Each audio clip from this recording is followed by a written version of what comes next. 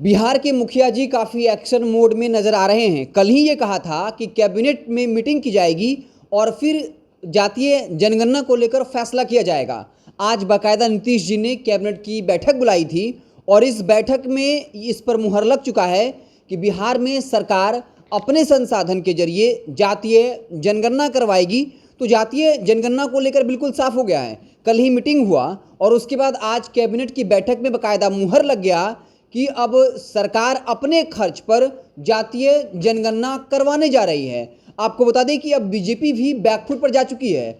आज सुशील मोदी ने बाकायदा ट्वीट के जरिए बताया कि बीजेपी कभी भी जातीय जनगणना के अगेंस्ट नहीं रही, जातीय जनगणना के खिलाफ नहीं रही।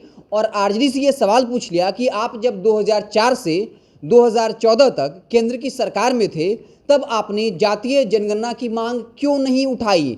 तो अब बीजेपी ये बताने का प्रयास कर रही है कि वो जातीय जनगणना के खिलाफ में नहीं है। ये अलग बात है कि केंद्र सरकार में बीजेपी ने ही ये कह दिया था कि जातीय जनगणना की जरूरत देश को नहीं है।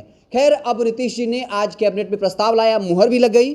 जातीय जनगणना के अलावे कई अन्य मसलों पर भी मुहर लगी है, जिसमें इंदिरा गांधी हृदय रोग संस्थान चिकित्सा सेवा नियमावली 2022 को स्वीकृति दी गई है।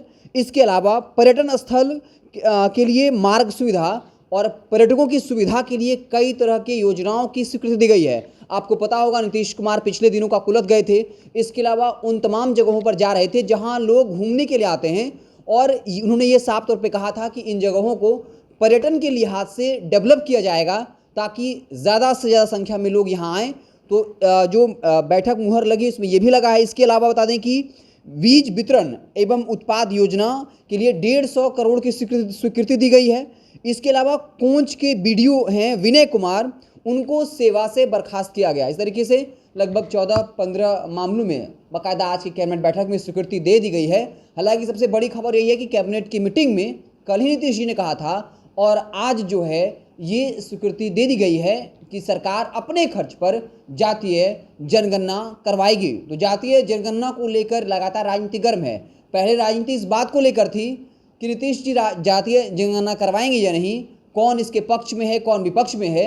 और अब जो है इस बात को लेकर राजनीति हो रही है। आरजेडी खुद श्रेय ले रही है और कह रही है कि सरकार ने अगर जातीय जनगणना कराने का फैसला लिया है तो इसमें आरजेडी का दबाव काम आया, लालू यादव का दबाव काम आया, तेज यादव का दबाव काम आया। लेकिन दूसरी तरफ बीजेपी की तरफ से ये बताने की कोशिश की जा रही है कि हम तो जातीय जनगणना के खिलाफ में रहे ही नहीं।